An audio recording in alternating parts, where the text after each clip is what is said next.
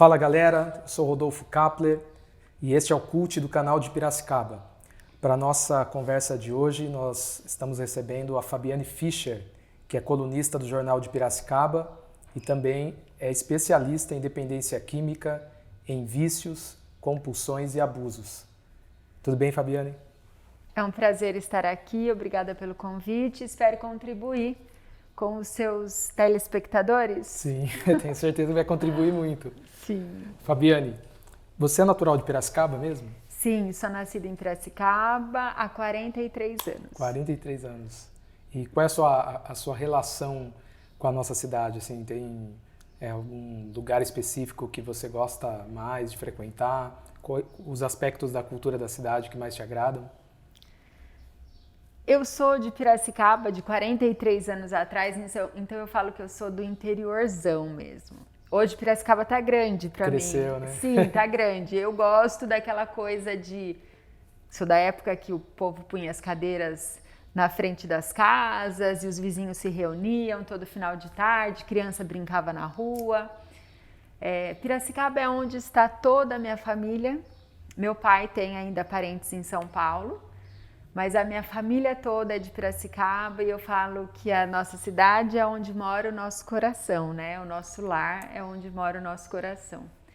Então, um carinho enorme, não me vejo morando em outro lugar, só se realmente fosse necessário, mas é onde eu tive as minhas filhas, aonde eu encontrei meu marido, enfim, onde estão os meus amigos. Você nunca saiu daqui? Não, nunca morei fora. Piracicaba é o meu lar. E eu falo que por mais que eu viaje, Piracicaba é muito bonita, tudo que você vê em Piracicaba é bonito. Tem muitas universidades, muitos parques.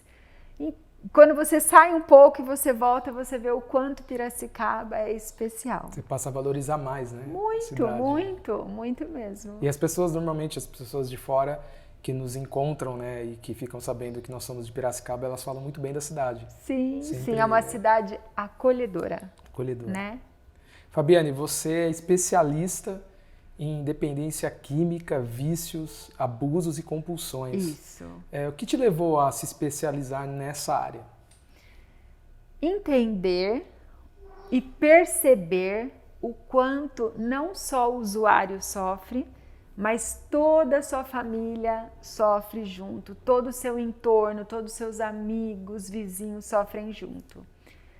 Tirar a dor do outro é o meu propósito de vida. É isso que me faz levantar da cama todos os dias com vontade de realizar. E eu senti que foi um chamado mesmo, uma vocação que eu tinha que atender. E cada pessoa que senta no meu escritório e que revela a sua situação de vida para mim, eu percebo que a minha fala, o meu conhecimento pode mudar a vida dessa pessoa, inclusive a vontade de viver, porque eu já tive oportunidades de pessoas extremamente depressivas que buscaram o vício para amenizar essa dor. Eu fiz a pergunta, se Deus aparecesse na sua frente e falasse que você tem só 2 minutos de vida, o que você sentiria? E para o meu espanto, a dor acho que era tanta, não foi em uma pessoa não, acredito que eu falei isso com essa resposta para mais de 5 pessoas, que era de alívio. E quando essas pessoas me colocaram de alívio, e eu enxergava, quando essa pessoa estava me respondendo, eu lembrava que a outra tinha respondido a mesma coisa e que outra tinha respondido a mesma coisa. E eu acho a vida tão bonita, eu acho que a oportunidade que Deus nos dá, não de viver isso aqui, sabe? De compra, de passeio, de jantares. A vida não é isso, a vida é muito mais. A vida é amar, é servir. E como essa pessoa não enxerga a vida com os olhos que eu enxergo? A minha infância também teve dificuldades, assim como de todo mundo. Acredito que todo mundo tem seus desafios. E no meu lar não era diferente. Algumas pessoas têm histórias muito pesadas. que as fazem numa fase adulta, de adolescência para frente, buscar esse alívio através de entorpecentes, de álcool e drogas, enfim. Mas essa resposta me choca. Então, eu sou uma pessoa muito persistente, que eu quero mudar essa realidade, eu quero levar para a pessoa essa paixão pela vida que eu tenho. Então, só a morte não tem jeito, o restante eu falo, você aprendeu a ser assim. E aqui no meu escritório eu vou te ensinar a ser quem é realmente a sua essência. A gente tem que reaver o seu íntimo para que você possa florescer. E eu vejo vidas recuperadas ali, então isso realmente me preencheu. E foi isso que me fez buscar, estudar bastante para poder amenizar a dor dessas pessoas que gritam pedindo socorro. Muito legal. É realmente uma vocação. Eu entendo dessa forma, né? Trabalhar com pessoas que têm esse tipo de luta, de sofrimento, né? Que desenvolvem essa doença, né? Deixa de ser uma doença, né? A dependência química, né? Então eu acho que tem que ter uma vocação. É uma doença. É uma doença, é né? uma doença. Tem que ter uma vocação para ajudar essas pessoas. Existe, até eu coloco muito isso lá, porque as pessoas que vão no meu escritório se sentem muito culpadas, porque as famílias não enxergam isso como doença. As pessoas enxergam que a pessoa é sem vergonha, que não tem vontade, que foi pro bar de novo, que foi usar de novo a droga. Não, olha o que está fazendo com a sua mãe, com a sua esposa, com seus filhos, por que você não para? Mas ninguém chega e cansa e expulsa uma pessoa com câncer, entendeu? Todas as doenças começam na mente e se manifestam no corpo. Uma pessoa dependente química, ela tem uma doença mental de dor muito forte que a fez buscar o alívio através da droga. E ela é julgada o tempo todo pelo comportamento. Em vez de ser julgada, ela tem que ser tratada, amada. É o oposto que se deve fazer. Mas eu entendo que a família que é codependente cansa porque esmorece junto com a pessoa que tem o vício, Sim. Entende? Fabiane, e o que para quem está acompanhando a gente, a dependência química? Se fala muito, né, sobre dependência química, mas dá uma definição para a gente técnica, o que é de fato a dependência? De uma forma muito simples, é uma dependência de uma substância que afeta o comportamento da pessoa e que a pessoa não consegue ficar sem aquilo. Por exemplo, o álcool, o cigarro, a cocaína, a maconha, o crack, tudo que você coloca, que você não consegue ficar sem e que afeta o seu comportamento e que você tem a fissura de usar de novo. Você não consegue ir numa festa e não encher o seu copo de bebida. Você não consegue, o cigarro é muito comum, né? Mas você não consegue se divertir sem aquilo. E de repente não é só mais na diversão, você não consegue executar suas tarefas sem aquilo. Muitas pessoas são viciadas em analgésicos, muitas pessoas são viciadas em dor, como muitas pessoas são viciadas em sensações ruins, porque o nosso corpo é uma farmácia completa. Você consegue excretar os hormônios dependendo daquilo que você faz. Você pensou, você sente. Você sente, você cria. Mesmo o bom ou o ruim. Então você tem que cuidar do que você pensa, para cuidar do que você sente, para que você manifeste na sua vida coisas boas.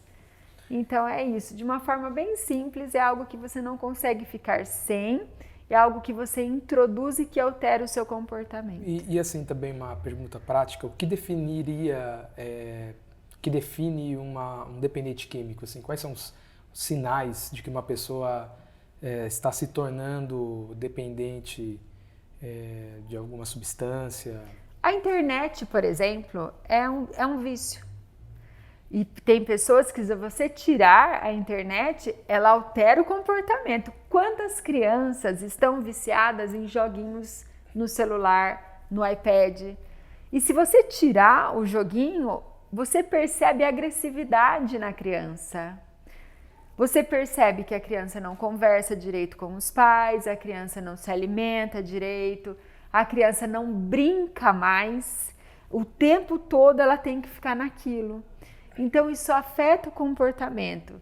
Tem vício em medicamento, por exemplo, medicamentos de regime, remédio de regime. Muita gente é viciada em remédio de regime. Ela acorda muito cansada, normalmente toma no meio da manhã, aí tem um pico de energia que dura até o meio da tarde, e aí toma de novo, e aí não consegue dormir, e aí para acordar é um horror, e vira um ciclo vicioso. E eu não conheço nenhuma pessoa que tomou remédio e se manteve magra, porque toda compulsão é tratada como mudança de comportamento e não como medicação. A medicação, ela anestesia para que você consiga mudar o seu comportamento, o seu mindset, e aí sim você consegue se tirar o remédio, se livrar da medicação junto com a cura. Mas em alguns casos, eu não sou contra a medicação, porque em alguns casos é muito sofrido o processo. E aí a pessoa usa muito tempo, só a vontade não basta. Precisa ter, semanalmente, eu atendo semanalmente, por 1 hora no meu escritório. Ou pessoas que são de fora da cidade, eu atendo online. Precisa ter, eu falo que é a dose homeopática do bem que dura a semana. Mas tem casos quando a coisa já está muito instalada e a pessoa não consegue só com a minha sessão. Eu associo com o psiquiatra, eu tenho um psiquiatra que atende alguns pacientes, alguns clientes, e junto comigo para que a gente consiga, como um todo, transformar a vida dessa pessoa. Usuário, por exemplo, de crack, a química é muito forte, o pega é muito forte, dura muito pouco, então a pessoa usa o dia todo para poder ter a mesma sensação. Manter a sensação. E você percebe isso na cocaína também, ele começa com um pouco, depois esse pouco durava muito, agora o muito dura pouco, então ele usa várias vezes junto com o álcool, junto com o cigarro, para que ele sinta. Então ele precisa de maior quantidade e menos tempo. E aí ele vai se afundando. Não conheço ninguém que depois de usar e passar o pega, ir embora da festa, por exemplo, não ter o arrependimento. Não ter o arrependimento. E o uso frequente, eu tive que estudar muito sobre ansiedade e depressão, porque o uso frequente dispara a ansiedade. Eu ia até te perguntar isso, né? Há uma correlação entre dependência química e depressão, essas doenças neuronais? Há uma correlação? A dependência gera essas doenças ou falo que o contrário? Normalmente a depressão pode levar alguém a ter vícios e compulsões e até a dependência química. Eu falo assim, ninguém procura uma substância entorpecente se ele é feliz. Ninguém precisa usar cocaína se está super feliz.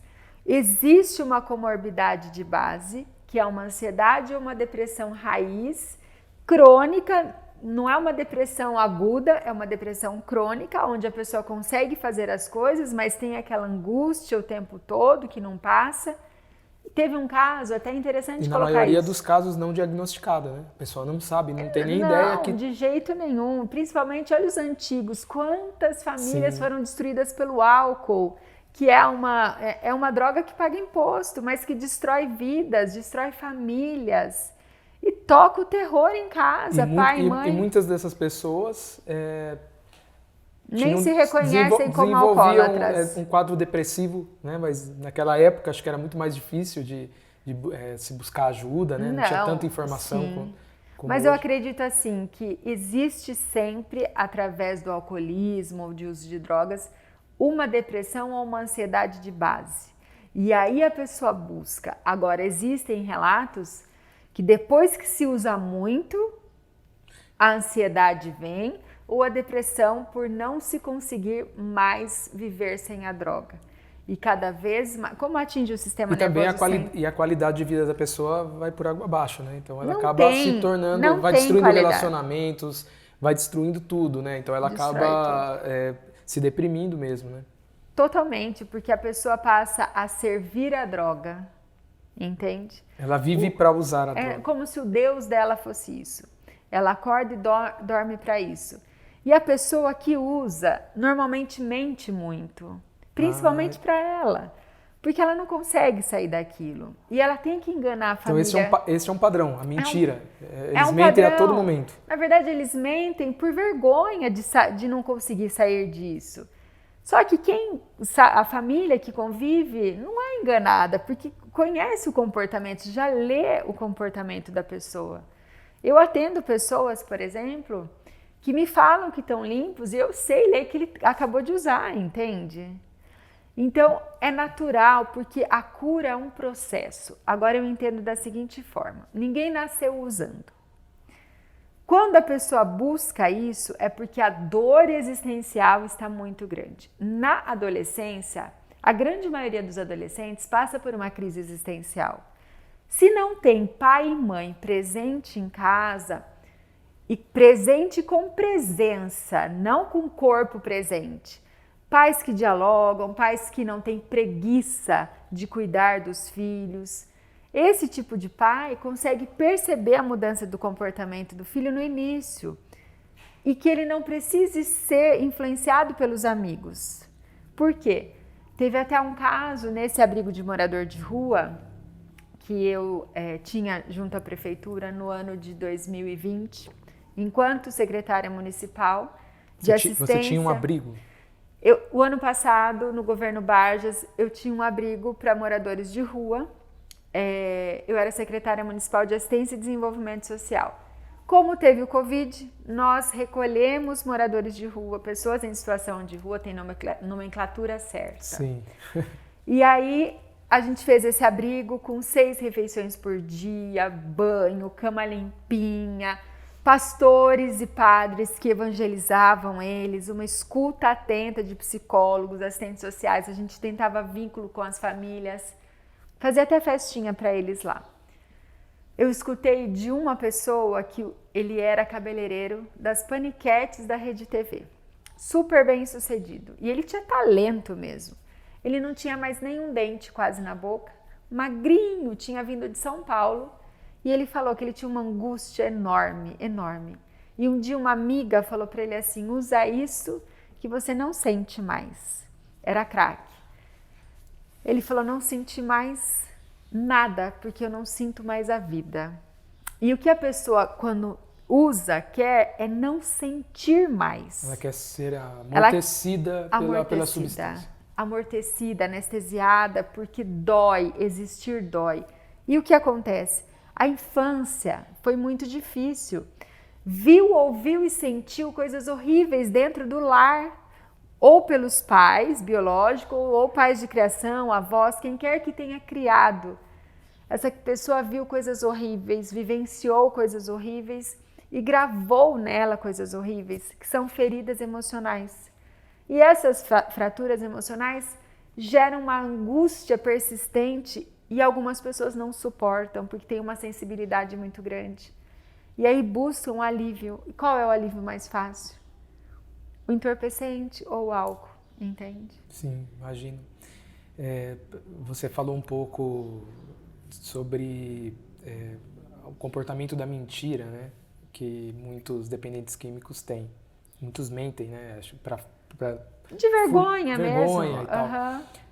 Nesse processo, eles acabam manipulando as pessoas que estão à sua volta. Ou tentando manipular. Porque os pais sabem o que está acontecendo.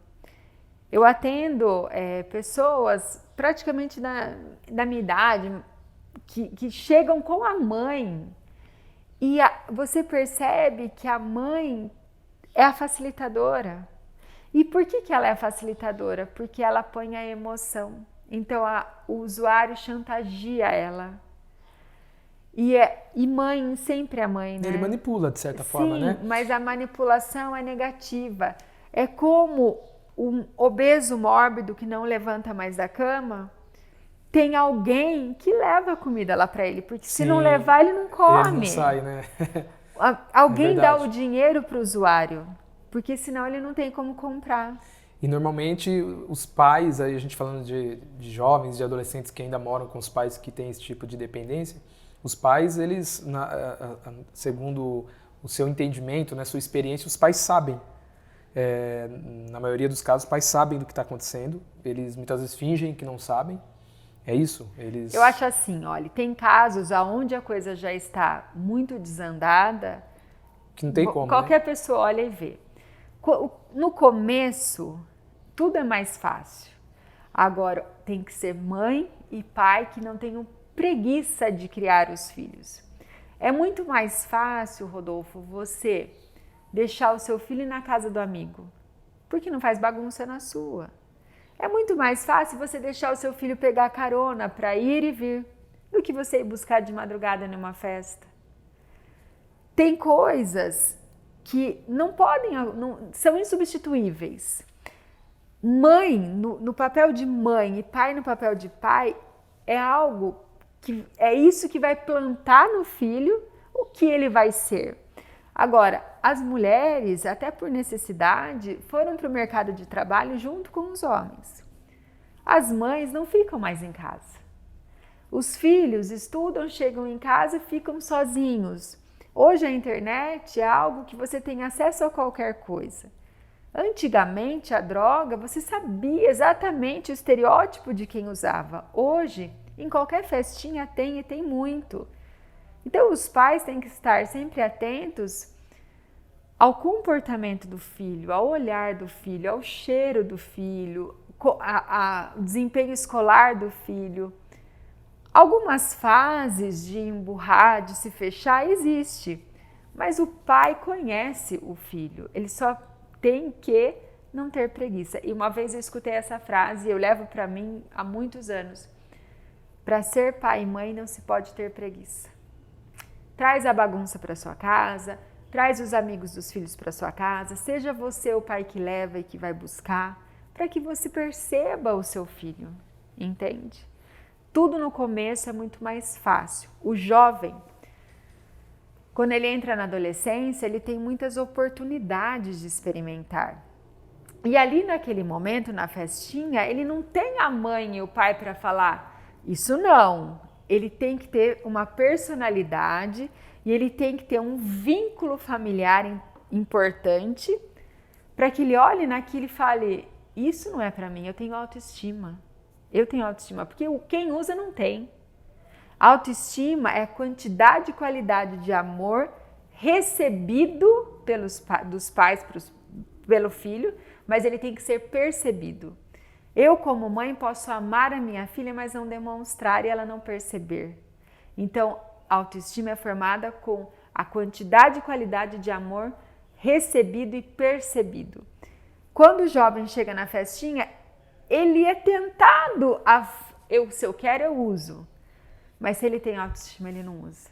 Entende? Porque é certo o fracasso. É certo.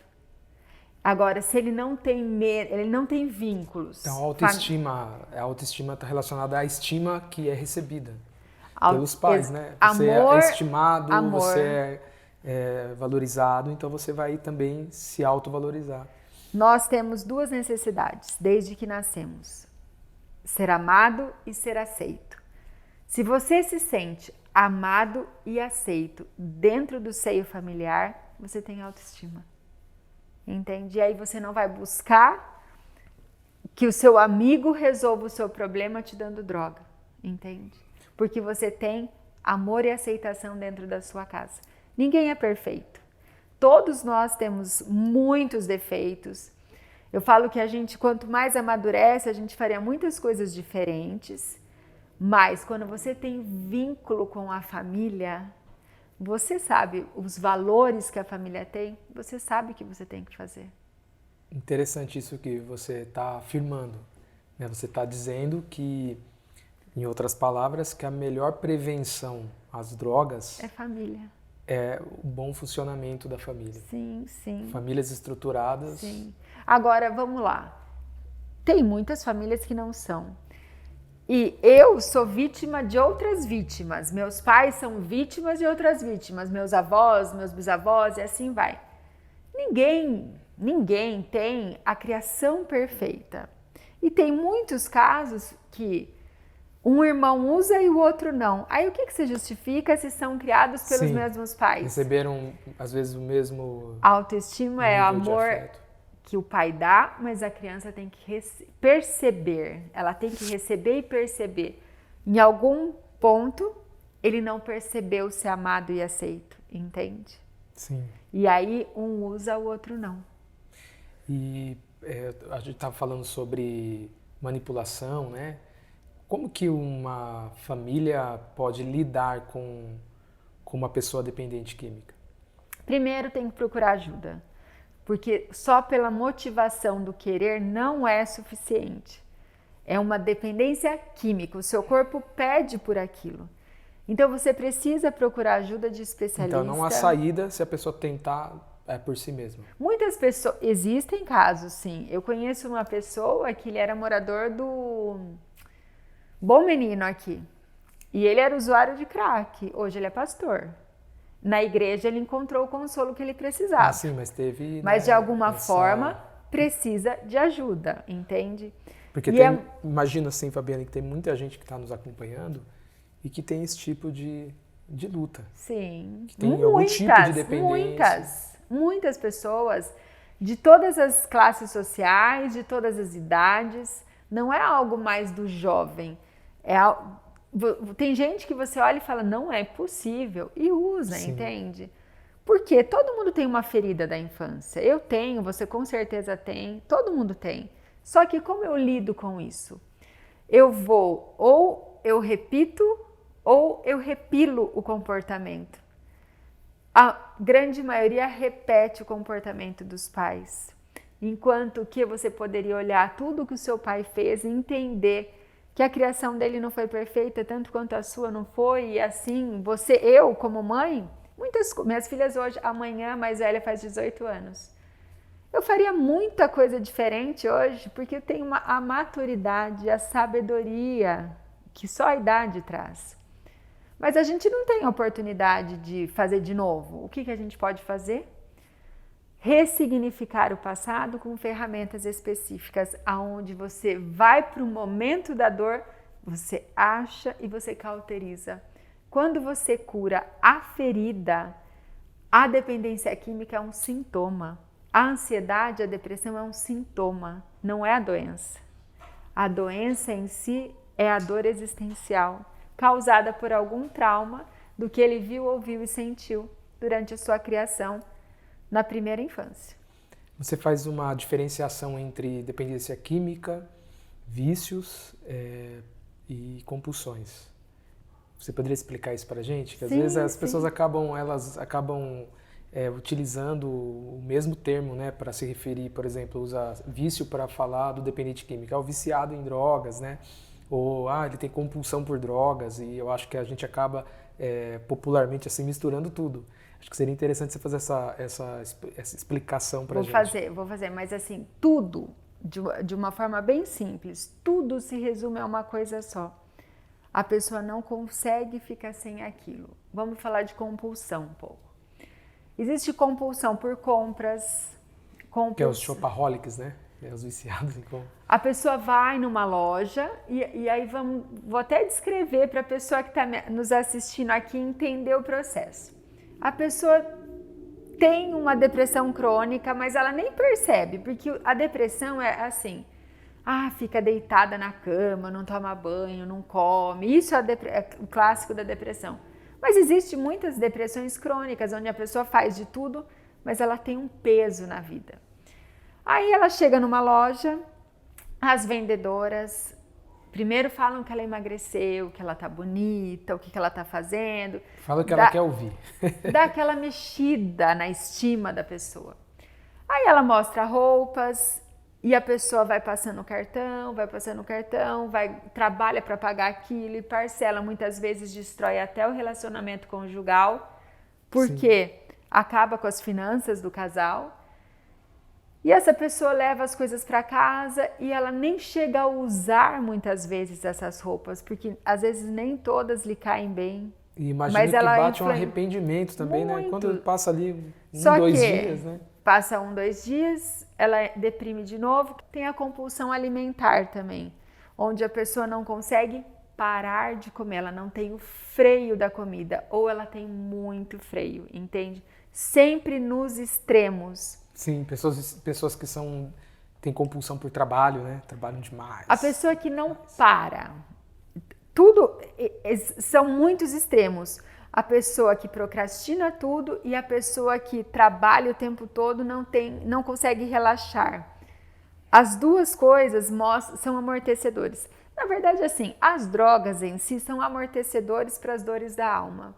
Comida é um amortecedor, a internet é um amortecedor, compra é um amortecedor, tudo que você usa. E assim, nós transitamos nós temos 3 fases na nossa vida. Fases que somos vítima, fase que somos vilões e fase que somos heróis. Em cada fase da nossa vida, nós usamos um tipo de amortecedor. Só que esse amortecedor não dura para sempre. Daí você se percebe e você muda de papel e muda de amortecedor, entende? A dependência química já é algo instalado, que age no sistema nervoso central e a pessoa precisa da substância. E os vícios, eu falo que vício na internet, por exemplo, a pessoa não consegue sair daquilo, ela precisa daquilo, você percebe a compulsão da pessoa por aquilo. Então, eles se misturam, mas o que difere é o tempo de cada um, entende? Quantas pessoas nem conseguem se locomover mais e não conseguem parar de comer, entende?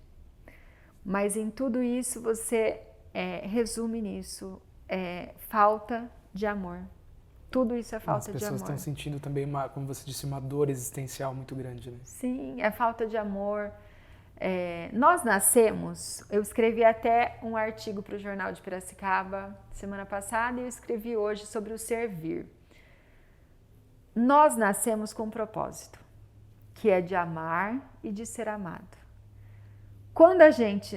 Todo o resto é perfumaria. Nós não nascemos para ir em shopping, para fazer compra, para ir para viajar, para namorar, para casar, para deixar uns filhos no mundo e morrer. Seria muito vazia a existência se fosse só isso. Eu entendo a vida como um grande laboratório. Ou você aprende a amar e evolui, ou você não aprende e sofre.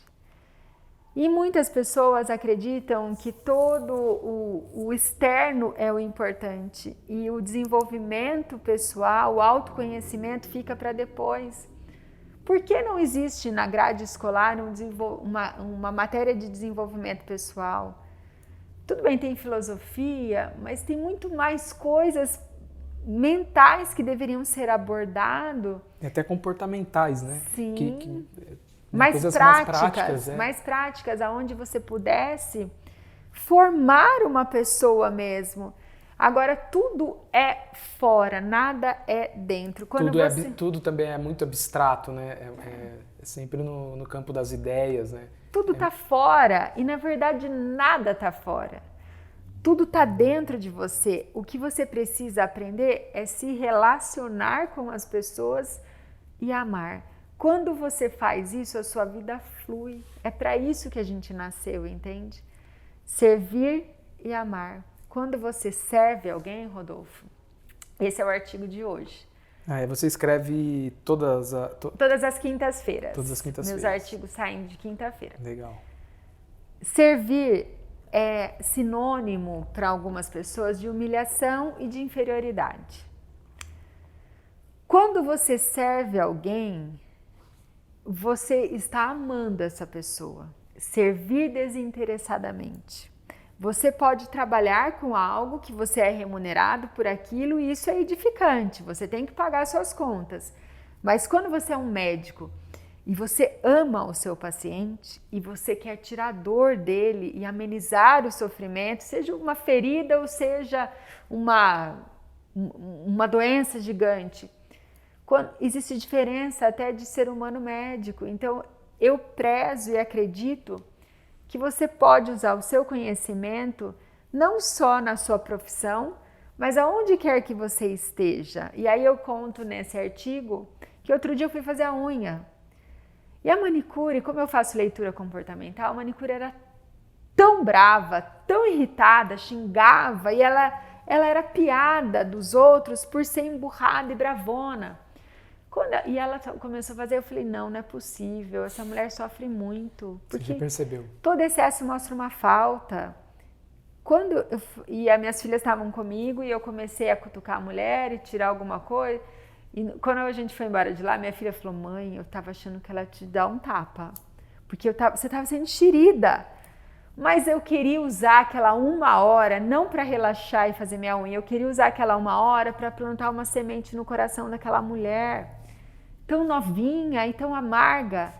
E aí eu sei que no meio, antes até do meio, ela começou a chorar, ela nem conseguia continuar. Porque ela mostrou a vulnerabilidade que ela tinha, a fragilidade que ela tinha na vida, e a história dela era muito triste. Mas o rancor fazia aquilo com ela, e ela já estava fazendo aquilo com os filhos dela, o que fizeram para ela, mesmo sem usar o álcool que o pai usava. Então ali foi um despertar que no fim essa moça, eu só não abracei ela porque estamos em Covid, mas ela me agradeceu tanto, e eu fui embora com o meu coração preenchido de que tomara que ela use isso, porque eu fiz com ela ali como eu teria feito com o meu cliente no escritório, da mesma forma. Ela nunca iria me pagar. Você não tem que olhar o dinheiro, você tem que olhar o amor que você doou ali, o seu conhecimento que você doou ali. Para mim isso é a vida, entende? Enfim, se doe e ame quem você encontrar pelo caminho, porque é isso que você vai levar da vida.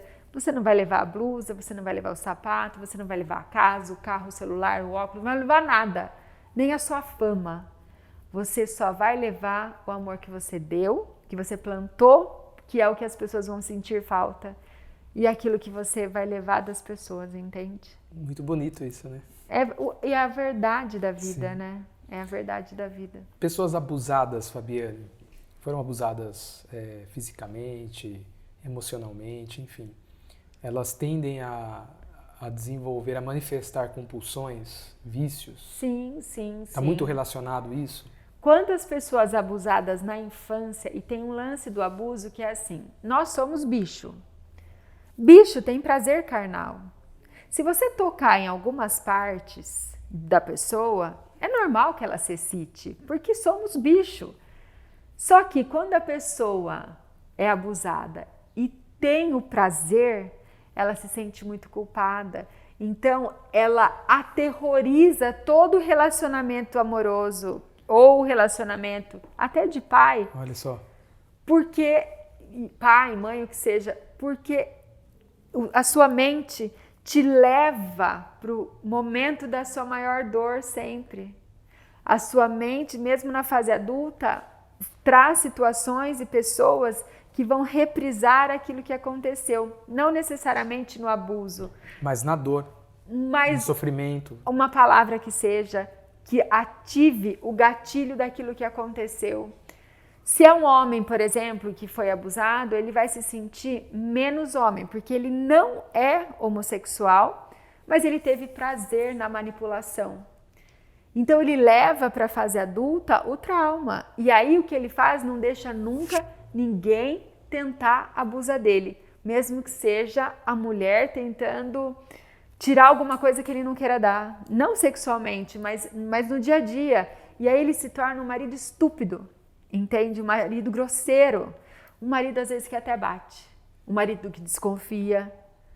E vice-versa, homem e mulher. Essas coisas, olha só. Porque a mente dele sempre vai levá-la, alguém me enganou, alguém me enganou, ninguém nunca mais me engana. Isso também tem desdobramentos na relação com os filhos também. Com tudo, com os pais, com os amigos, a pessoa se torna uma pessoa endurecida, entende? Endurecida, rígida para a vida. Por quê? Se eu formar um escudo, uma armadura bem grossa, bem pesada, nunca ninguém mais me atinge. E aí a pessoa leva isso para a vida e ela destrói os relacionamentos. Aí ela começa a destruir tudo na vida, a dor é tanta que vamos buscar o álcool, vou buscar a cocaína, vou buscar a maconha, porque eu não quero sentir. E aí E nesses casos, buraco. nesses casos de abuso, é importante as pessoas buscarem ajuda profissional? Sempre, porque Sempre. é um trauma. E todo trauma precisa de cura. Então, buscar ajuda é essencial, porque às vezes senão a pessoa carrega. Porque às vezes a pessoa, eu já vi muita gente, mas eu conversei elas têm muita dificuldade de abrir essa área. Muito, né? porque é vergonhoso. Vergonhoso. Mas aí às vezes elas conseguem conversar com alguém e aí elas falam, eu já fiz minha parte, já falei com alguém, né? Mas eu acho que isso só não resolve, né? Rodolfo, eu fiz um curso uma vez em outra cidade, onde tinham 60 pessoas na classe. Uma mulher levantou que tinha sido estuprada 2 vezes e o restante eram só homens. Levantaram quase 30 homens numa sala de 60 pessoas e uma mulher. Então, o homem, quando é abusado, ele tem o prazer físico, mesmo que o psicológico não, porque é uma questão da glândula, entende? Sim. E ele se culpa por isso, e ele tem raiva disso, e ele coloca essa frustração em muitas áreas da vida, relacionamento, trabalho, carreira, tudo, e aí estraga tudo. Sendo que era no começo, é muito mais fácil de você curar, entende? Mas em qualquer momento você cura, porque a única coisa que precisa é voltar, ressignificar e fazer diferente. Fabiane, qual a relação entre cura de dependência química, compulsão, enfim, desses vícios e fé? Gostei da sua pergunta. Existem muitas frentes, como o Al-Anon, o amor exigente, que usam muito a fé para que a pessoa consiga se recuperar. No A e no NA, eles colocam também a necessidade de você acreditar em algo maior que rege tudo e rege todos, para que você não se sinta sozinho.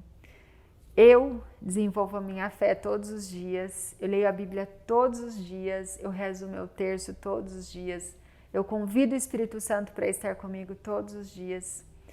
E eu não vejo possibilidade de eu não colocar a importância da fé em todos os meus atendimentos. Você não precisa frequentar um lugar, mas você precisa acreditar que você não está sozinho neste mundo e que não são pessoas. Tem alguém que criou tudo e criou todos, que te cuida nos detalhes. Então ajuda muito no processo. Sim, a pessoa ela manifestar, ela exercer fé. Sim. A prática da espiritualidade, né? Sim. Consegue... Isso traz aquilo que você não teve na infância, que é se sentir amado e aceito.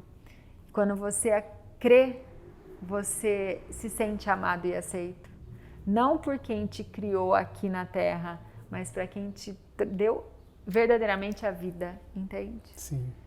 Que conselho você daria para as pessoas que estão nos assistindo e que, porventura, talvez estejam lidando com esse problema? Com a dependência química. Dependência química. Primeiro, o fato não pode ser apagado. O que aconteceu na sua vida e o que está acontecendo é consequência de tudo aquilo que você viu, ouviu e sentiu.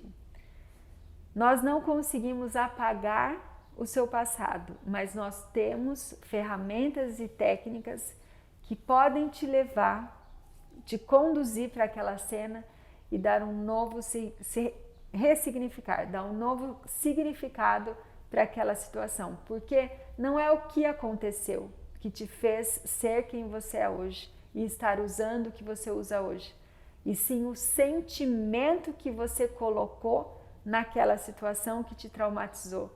Então, procure ajuda, não sofra sozinho, porque tem luz no fim do túnel. E eu gosto sempre de usar uma música dos Paralamas do Sucesso, que chama Lanterna dos Afogados. Coloca essa música aí na sua casa e escute.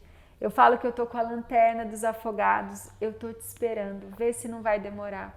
Quando a pessoa está sofrendo e uma mente perturbada não vê a realidade dos fatos, ela enxerga um túnel denso e escuro, mas esse túnel existe luz no fim dele E eu tô aqui te esperando para te ajudar a passar por esse processo com o mínimo de sofrimento e com êxtase na cura. Muito bom, muito legal. Fabiane, agora a gente vai para o momento do ping-pong. Tá. Eu vou apresentar uma palavra, um conceito e você dá a sua definição. Ok. Tá bom? Então vamos lá? Vamos. Brasil. Brasil, esperança. Dependência química. Ferida. Filhos. Maior. Ai, até me emociona. Filhos é o maior amor que você pode experienciar na vida. Conhecimento. Prática. Jesus Cristo. O começo e o fim. Muito bom. E agora a gente está chegando no final da nossa conversa. Eu gostaria de ficar conversando mais tempo aqui, né? Que é um assunto de utilidade pública, né? Mas a gente está caminhando para o final e tem um momento cult aqui no programa, onde tanto o entrevistador quanto a entrevistada fará recomendações de livros, né? Porque a ideia aqui é a gente divulgar. Eu sou uma devoradora de livros. Muito legal. Então eu vou, como de praxe, eu vou dar o exemplo aqui, aí depois você tá bom. termina fazendo as suas recomendações. Aproveitando aqui o ensejo, né, da nossa conversa, conversando com uma especialista nesses temas, eu quero indicar este livro que eu gostei muito, do John Harry, Na Fissura, uma história do fracasso do combate às drogas.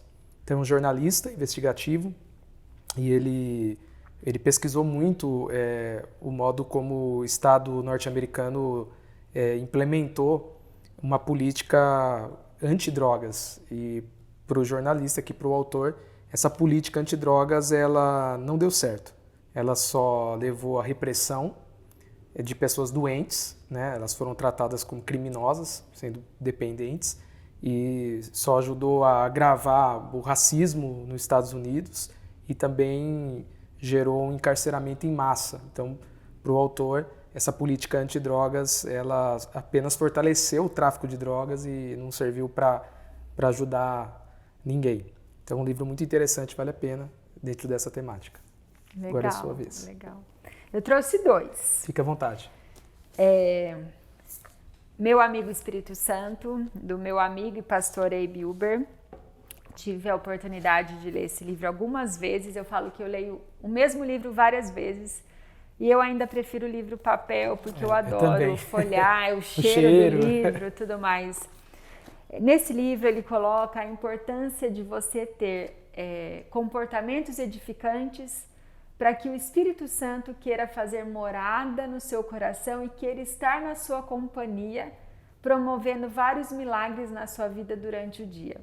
Não adianta você não convidá-lo ou convidá-lo e ter ações de baixos sentimentos, de inveja, de fofoca, de deslealdade. O Espírito Santo não fica perto de pessoas que têm esse tipo de ação. Então, quando você acorda e você chama o Espírito Santo para te acompanhar, enfrentar esse dia e dar o melhor de si para que ele te oriente, eu falo que vem insights através de pessoas, através de pensamentos, através de sonhos, aonde você consegue respostas para aquelas dúvidas que você tem. E, enfim, esse livro para mim foi uma forma importante de me ensinar como me relacionar com o Espírito Santo. E esse outro que eu adoro, O Poder do Subconsciente. Eu falo que eles são completamente diferentes, porque esse não é uma linguagem espiritual e esse sim é uma linguagem evangélica, mas esse livro também mostra a importância de você acreditar no poder que você tem. No livro O Poder do Subconsciente, eles colocam que você é Deus. Você tem a centelha divina. Então, o que te faz não conseguir é a dúvida que vê do caminho. Quando você acredita e dá o comando para o subconsciente, que eu falo que o subconsciente é muito maior que o consciente. Conscientemente, todo mundo sabe o que tem que fazer, mas o que te coordena a vida é o subconsciente. E o subconsciente diz, desvenda-me ou eu te devoro. Então, esse é o inconsciente, né? Se você souber dar os comandos, você sabe e você consegue qualquer coisa na sua vida, porque você é um pequeno Deus, um pequeno Cristo. Não é assim que fala? Muito legal. Ótimas Enfim. recomendações. É um livro gostoso, com linguagem simples, nada científico. Eu adoro essas linguagens mais simples, que parece que você que está falando com você. Muito legal. Qualquer pessoa pode ler e compreender, né? Isso que é o mais legal. Fabiane, a gente está chegando no final do cult. Eu quero te agradecer pela aceitação do convite, por ter aceitado, né, conversar com a gente. Foi muito legal. Tenho certeza que ajudou muita gente e vai ajudar outras pessoas. Esse vídeo vai chegar até pessoas que a gente nem imagina, né? E também acho que seria interessante falar um pouco, né, rapidinho aqui no final, sobre o seu trabalho, né? Você atende, como que funciona? Eu atendo. Meu escritório fica na Avenida Brasil, 1141, na Cidade de Jardim. E o meu celular e o meu Instagram, vou divulgar meu Instagram, tá bom? Fique à vontade. Vai aparecer aqui já no programa, já tá aparecendo então aqui já. Bacana. Underline, Fabiane Fischer, underline. Ali tem todos os meus contatos, ali eu publico os meus artigos, que é do Jornal de Piracicaba, aqui da nossa cidade. Como vai viajar esse vídeo, a gente tem que falar de onde a gente né? Sim.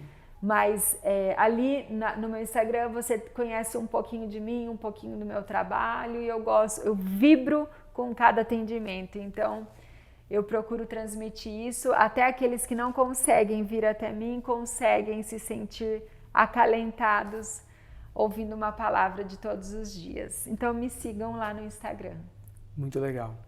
Então nós chegamos ao final de mais um cult. Eu espero vocês na próxima semana para mais uma conversa interessante e quero também encorajar você a se inscrever no nosso canal, o canal de Piracicaba. Deixe um like aí pra gente e acione o sininho das notificações para você saber notícias e entender melhor o andamento das programações do canal de Piracicaba. Valeu, galera!